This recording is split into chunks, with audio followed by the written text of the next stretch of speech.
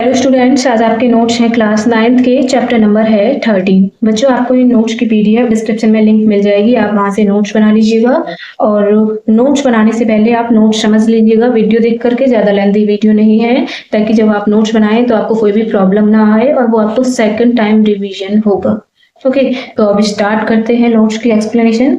लेकिन बच्चों, आपको और चैप्टर्स के भी नोट्स या फिर प्रैक्टिकल्स चाहिए तो उसके लिए आप प्लेलिस्ट विजिट करिएगा, आपको सभी नोट्स एंड प्रैक्टिकल्स मिल जाएंगे। ओके, तो देखिए, हेल्थ क्या होता है? जब किसी भी पर्सन को कोई भी प्रॉब्लम नहीं होती है, उसके फिजिकली यानी कि उसकी बॉडी के अंदर, मेंटली मीन्स उसका जो माइंड सेट है वो एकदम सही है, सोशली भी वो एकदम सही है। तो जब आपको किन्हीं भी चीज़ों में यानी कि किसी भी ह्यूमन बीइंग को फिजिकली, मेंटली और सोशली कोई भी प्रॉब्लम नहीं है तो उसे हम क्या बोलेंगे? हेल्दी पर्सन बोलेंगे। तो ये क्या है? हेल्थ होता है। और हेल्दी रहने के लिए कुछ तरीके हैं, जैसे कि बैलेंस डाइट होनी चाहिए, हमें बहुत सारा पानी पीना चाहिए ताकि हम वेल हाइड्रेटेड रह सकें, रेगुलरली एक्सरसाइजेस करनी चाहिए, एक अच्छी नींद लेनी चाहिए। ऐसा नहीं करना चाहिए 12 बजे सो रहे हो 4 बजे उठ रहे हो। ओके, और हमें धूम्रपान भी नहीं करना चाहिए, डोंट स्मोक, और स्ट्रेस भी नहीं लेना चाहिए, क्योंकि स्ट्रेस लोगे तो आपको मेंटली प्रॉब्लम होगी। ओके, और हाइजीन प्लेसेस में आपको रहना चाहिए, मीन साफ सुथरी जगह पर रहना चाहिए, आपकी इकोनॉमिक कंडीशंस भी अच्छी होनी चाहिए और सोशल इक्वालिटी होनी चाहिए। इन सभी रास्तों से आप एक हेल्दी रह पाओगे, यानी कि आप एक हेल्दी पर्सन की लिस्ट में आप ऐड हो पाओगे। अगर आप ये सब चीजें करते हो तो आप बिल्कुल भी बीमार नहीं होगे। तो बीमारी किसे कहते हैं, यानी कि डिसीज किसे कहते हैं? अगर आपकी बॉडी अच्छे से वर्क नहीं कर रही है, आपकी बॉडी में या फिजिकली कुछ चेंजेस आए हैं या फिर फंक्शनल जो चेंजेस हैं वो अलग हैं जो कि आपकी नॉर्मल स्टेट में थे। ठीक है, तो जब ये फंक्शनल चेंजेस या फिर फिजिकल चेंजेस होते हैं तो आपको आराम महसूस नहीं होता, आपको डिस्कम्फर्ट महसूस होता है और डिसेबिलिटी भी आपको महसूस होती है। तो इन्हीं प्रॉब्लम्स को जब हम एक जगह इकट्ठा करके देखते हैं तो उसी को हम क्या बोलते हैं? डिसीज बोलते हैं कि आपको ये बीमारी हुई है। लेकिन जब हम एक पर्टिकुलर डिसीज की स्टडी करते हैं तो हम उसको एक नाम देते हैं कि आपका ये फंक्शनल चेंज है, मीन्स आपको इस पार्ट में ये चेंज आया है और आपको इस तरीके के इलाज की जरूरत है। ठीक है, वो अलग अलग डिसीज होती हैं। तो डिसीज फ्री क्या होता है? जब किसी भी ह्यूमन बॉडी के अंदर से डिसीज निकल जाती है, मीन्स बीमारी तो निकल जाती है लेकिन वो अच्छे से बॉडी रिकवर नहीं कर पा रही है, उसे आराम नहीं मिल पा रहा है। ठीक है, आराम नहीं मिल रहा है तो उसे हम क्या बोलेंगे? डिसीज फ्री बोलेंगे। तो ये मैंने आपको समझाने के लिए डिफरेंस लिए हैं। देखिए, जिन भी टॉपिक्स में आपको कंफ्यूजन रहती है, ठीक है, समझने में, तो उन्हें मैंने एज अ डिफरेंस लिया है। बाकी आपको कोई भी डिफरेंस नहीं मिलेगा, ये इन्हीं टॉपिक्स में आपको ज्यादातर कंफ्यूजन रहती है। ठीक है, तो इन्हें समझ लीजिए। एज अ डिफरेंस मैंने इसलिए लिया है ताकि आपको कोई भी कंफ्यूजन ना हो, क्योंकि आपको इन टॉपिक्स में कंफ्यूजन रहती है, जैसे कि हेल्दी एंड डिसीज फ्री में क्या डिफरेंस है, इसमें भी आपको कंफ्यूजन रहती है। क्योंकि डिसीज फ्री से मीन्स बीमारी तो निकल गई, तो इससे आपको ऐसा लगता होगा बीमारी निकल गई तो जो पर्सन है वो हेल्दी है, लेकिन ऐसा नहीं है। देखिए, हेल्दी और डिसीज फ्री में क्या डिफरेंस है कि जो हेल्दी पर्सन होगा वो फिजिकली, मेंटली और सोशली फिट होगा, उसे कोई भी प्रॉब्लम नहीं होगी। जो उसकी नॉर्मल स्टेट है बॉडी की, उसमें उसको कोई भी डिस्कम्फर्ट महसूस नहीं होगा। लेकिन डिसीज फ्री में क्या है? सिर्फ बीमारी निकली है, अच्छे से उसने रिकवर नहीं किया है, उसे उसकी बॉडी में आराम नहीं मिल रहा है, उसे कुछ डिस्कम्फर्ट महसूस हो रहा है, तो उसे हम बोलते हैं डिसीज फ्री। हेल्दी जो है, हेल्दी पर्सन डिपेंड करता है कि उसका जो इंडिविजुअल या फिर ये कहें कि जो सोशली या फिर एनवायरमेंटल फैक्टर मीन्स उसके चारों तरफ क्या हो रहा है, सामाजिक तौर पर यानी कि मेंटली क्या हो रहा है या फिर इंडिविजुअली उसकी बॉडी के अंदर क्या हो रहा है, इन सब चीज़ों में उसे आराम मिलेगा तो वो हेल्दी होगा। लेकिन डिसीज फ्री डिपेंड करता है सिर्फ इंडिविजुअली कि उसकी बॉडी उसे कंफर्ट दे रही है या नहीं, और डिसीज फ्री में कंफर्ट नहीं मिल पाता है बीमारी के निकलने के बाद, तो उसी को हम क्या बोलते हैं? डिसीज फ्री बोलते हैं। लेकिन एक हेल्दी पर्सन को हम डिसीज फ्री बोल सकते हैं, क्योंकि हेल्दी पर्सन के अंदर तो वैसे भी कोई बीमारी किसी भी प्रकार की होती नहीं है। लेकिन डिसीज फ्री को हम बोल भी सकते हैं हेल्दी और नहीं भी बोल सकते, लेकिन ज्यादातर चांसेस यही है कि हम हेल्दी नहीं बोल सकते। क्यों? क्योंकि उसे डिस्कम्फर्ट फील हो रहा है, आराम उसे बिल्कुल भी महसूस नहीं हो रहा है। जब आराम ही उसे महसूस नहीं हो रहा है तो डिसीज फ्री ही होगा, हेल्दी कहाँ से हो जाएगा? ओके, तो अब समझते हैं टाइप्स ऑफ डिसीज। ठीक है, डिसीज के टाइप्स क्या होते हैं? Acute disease and chronic disease. तो एक्यूट डिसीज शॉर्ट टाइम के लिए होती हैं, जैसे कि खांसी, बुखार, जुकाम, ये सब क्या है, शॉर्ट टाइम के लिए डिसीजेज होती हैं, जो हमारी बॉडी के अंदर जो डिस्कम्फर्ट होता है, ठीक है, या जो भी डिसेबिलिटी होती है वो शॉर्ट टाइम के लिए होती है। और क्रोनिक डिसीज वो डिसीज होती हैं जो कि लॉन्ग टाइम के लिए होती हैं, जैसे कि लंग कैंसर, ये लॉन्ग टाइम डिसीज है। ओके, जो भी चेंजेस आते हैं एक्यूट डिसीज की वजह से हेल्थ में, वो सिर्फ थोड़े समय के लिए ही आते हैं, लेकिन क्रोनिक डिसीज की वजह से जो हेल्थ में चेंजेस आते हैं वो लंबे समय के लिए आते हैं, ठीक है। उन्हें टाइम लगता है किसी भी हेल्दी पर्सन की हेल्थ को अफेक्ट करने में, लेकिन जब वो एक बार अफेक्ट कर देते हैं तो बहुत ज्यादा नुकसान होता है। यानी कि क्रोनिक डिसीज तो होनी ही नहीं चाहिए किसी भी पर्सन को। ओके, तो एक्यूट डिसीज जब किसी भी पर्सन को होती है तो इतना ज्यादा वेट लॉस नहीं होता है, लेकिन क्रोनिक डिसीज होने के बाद बहुत सारा वेट लॉस होता है, ठीक है, और जान भी चली जाती है क्रोनिक डिसीज होने पर तो। ओके, तो अब जो एक्यूट डिसीज है वो किस तरह का इफेक्ट डालती है, वो शॉर्ट टाइम के लिए इफेक्ट डालती है, ठीक है। तो ये लॉन्ग टर्म इफेक्ट तो है नहीं, लॉन्ग टर्म इफेक्ट कौन सा है, क्रोनिक डिसीज से जो होता है, क्योंकि ये लंबे समय तक होती है। ओके, अब आपको डिफरेंस समझ में आ गया होगा बच्चों। अब समझ लेते हैं कि इन्फेक्शियस और नॉन इन्फेक्शियस डिसीज क्या होती है। जो डिसीज पैथोजेंस के अटैक से फैलती हैं उन्हें हम बोलते हैं इन्फेक्शियस डिसीज, और जो डिसीज पैथोजेंस से अलग भी कुछ फैक्टर्स होते हैं, ठीक है, उनके द्वारा फैलती हैं उन्हें हम बोलते हैं नॉन इन्फेक्शियस डिसीज। पैथोजेंस क्या होते हैं, देखिए वो भी मैंने आपको समझाया हुआ है। जो ऑर्गेनिज्म इन्फेक्शियस डिसीज को बढ़ावा देते हैं, जैसे कि मॉस्किटोज जो हैं वो डिसीज को बढ़ावा देते हैं, तो वो क्या है, एक तरह से पैथोजेंस हैं। ओके, समझ में आ गया। तो जो पैथोजेंस के द्वारा अटैक करते हैं डिसीज उन्हें हम इन्फेक्शियस डिसीज बोलते हैं, और जो पैथोजेंस के द्वारा हो भी सकती है नहीं भी, लेकिन वो पैथोजेंस से अलग कुछ फैक्टर्स होते हैं उनसे मेनली अटैक करती हैं, उन्हें हम बोलते हैं नॉन इन्फेक्शियस डिसीज। ओके, ये होती हैं एक्सट्रेंसिक फैक्टर से। एक्सट्रेंसिक से मीन्स बॉडी के अंदर से ये डिसीज नहीं होती है कि बॉडी के अंदर से किसी और दूसरे पर्सन को ये डिसीज हो जाए, इस तरीके से नहीं होती है, ठीक है। और जो ये नॉन इन्फेक्शियस डिसीज हैं ये होती है इंट्रिंसिक फैक्टर से, लाइक जेनेटिक्स। अगर सेक्सुअली कांटेक्ट में आते हैं तो इस तरह की डिसीजेस होती हैं। ओके, ये एक पर्सन से दूसरे पर्सन में ट्रांसफर हो जाती है, लेकिन ये एक पर्सन से दूसरे पर्सन की तरफ ट्रांसफर नहीं होती है। आप जैसे कोई छींक दे, ठीक है, छींकने से जो डिसीजेस होती हैं वो होती है इन्फेक्शियस डिसीज। छींक देगा, छींकने के बाद जो सलाइवा होगा वो किसी और के ऊपर चला जाएगा, या फिर हवा में वो रह जाएगा, हवा से फिर वो किसी और के कॉन्टेक्ट में आ जाएगा। तो इस तरह से वो ट्रांसमिटेड होती रहती है इन्फेक्शियस डिसीज। लेकिन नॉन इन्फेक्शियस डिसीज ट्रांसमिटेड नहीं होती है एक पर्सन से दूसरे पर्सन की तरफ। ओके, तो जो ट्रांसमिशन होता है डिसीज का वो डायरेक्ट कांटेक्ट से भी हो सकता है और किसी मीडियम के द्वारा भी हो सकता है। मीडियम जैसे कि एयर, वाटर, ये सब क्या है, मीडियम है जिसके द्वारा इन्फेक्शियस डिसीज फैलती है। लेकिन नॉन इन्फेक्शियस डिसीज जो है वो इस तरह से नहीं फैलती है, वो पेरेंट टू पेरेंट ही ज्यादातर जो है होती है। मीन्स जो सर्च की गई है, यानी कि जितनी भी रिसर्चेस हुई हैं अभी तक, ज्यादातर देखा गया है कि जितनी भी नॉन इन्फेक्शियस डिसीज हैं वो parent to parent offspring होती हैं, ठीक है। जैसे कि गॉइटर एग्जाम्पल है आपके। इन्फेक्शियस डिसीज क्या है आपकी, ये है मलेरिया, और नॉन इन्फेक्शियस डिसीज है आपकी गॉइटर। तो बीमारियां होने के कारण क्या हैं, बीमारियां होती क्यों हैं, वो समझ लेते हैं।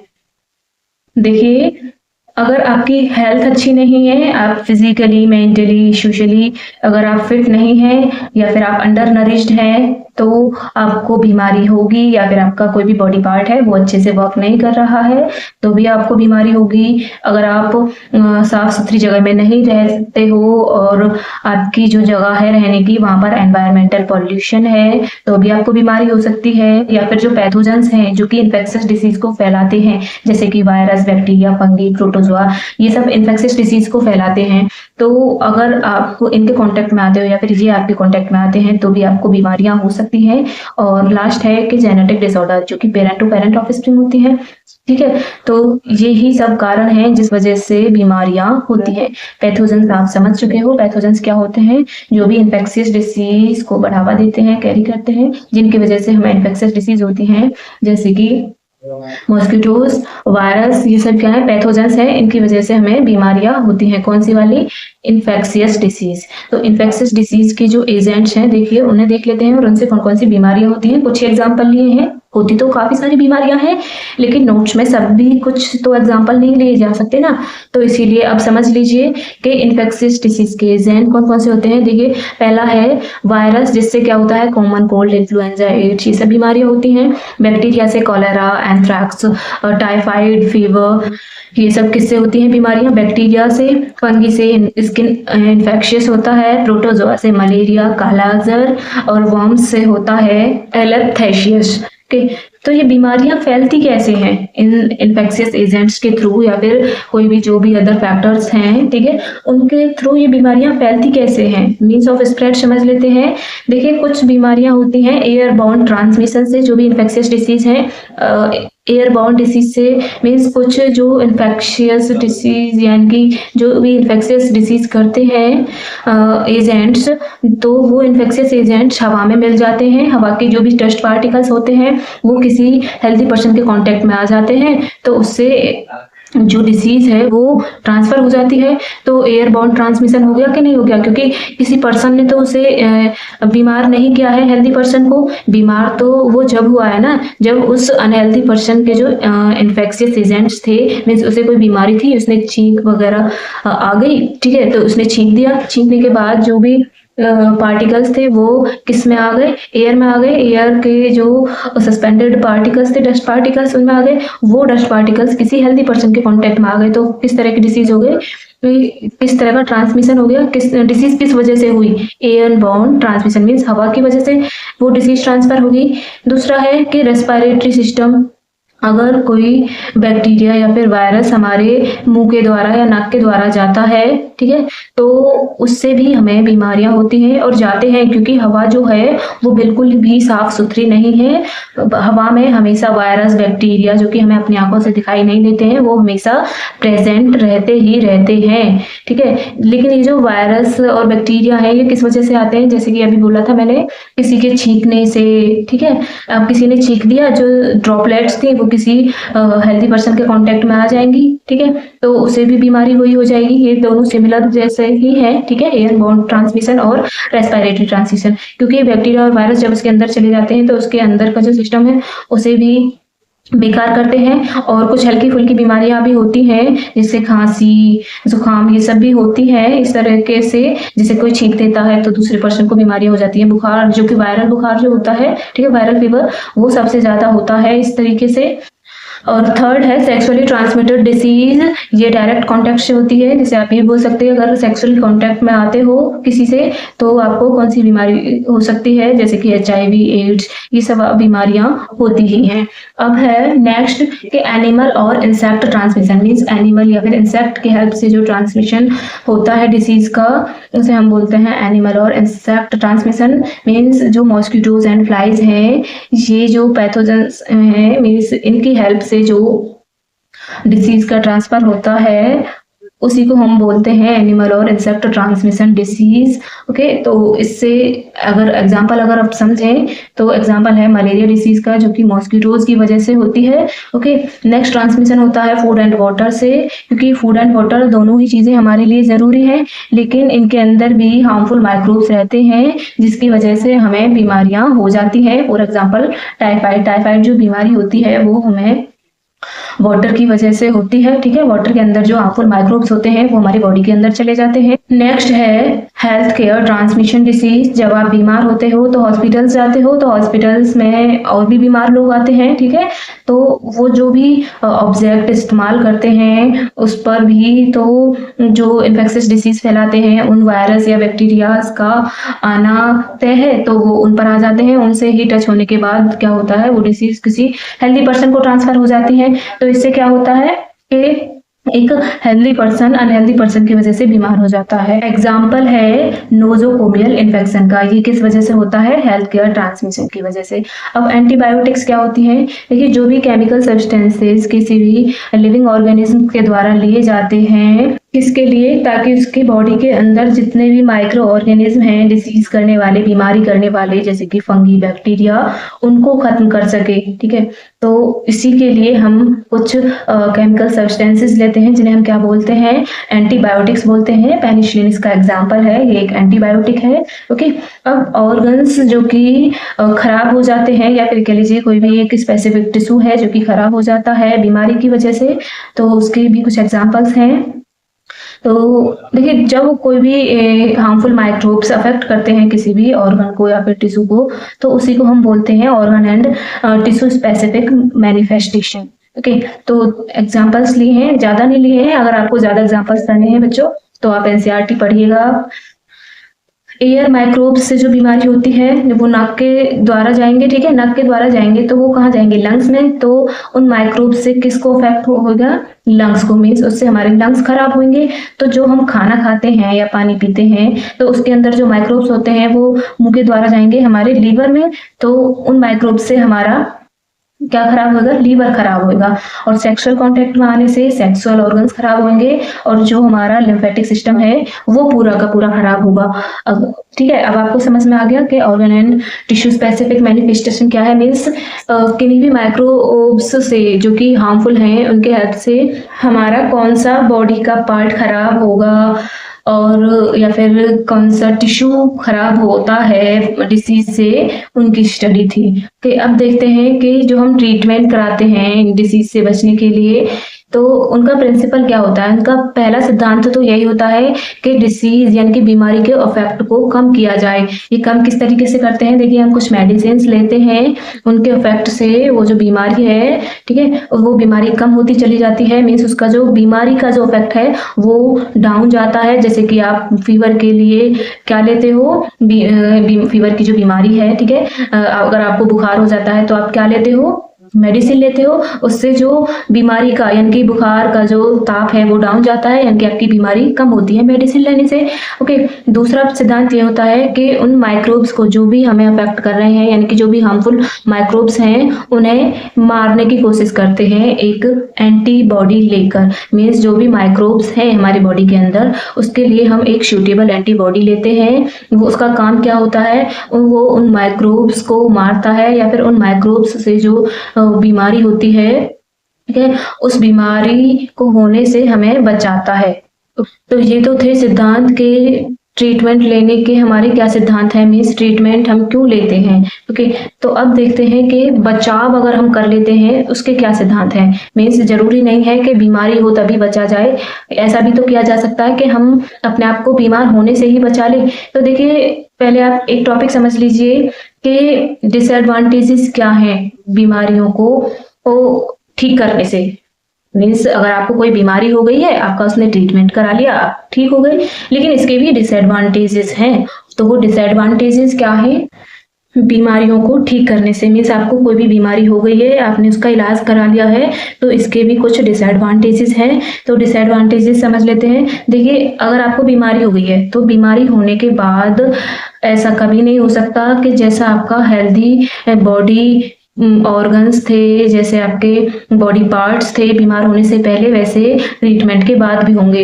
वो कंप्लीटली रिकवर नहीं होते हैं, आप कितना भी उनका ट्रीटमेंट करा लीजिए। और जो पेशेंट होता है वो अदर्स जो हेल्दी पर्सन्स हैं उन्हें इन्फेक्ट जरूर करते हैं, इलाज के दौरान भी कर देते हैं। मीन्स जब वो इलाज ले रहे हैं तो वो किसी हेल्दी पर्सन को बीमार भी कर देते हैं इन्फेक्शन की वजह से।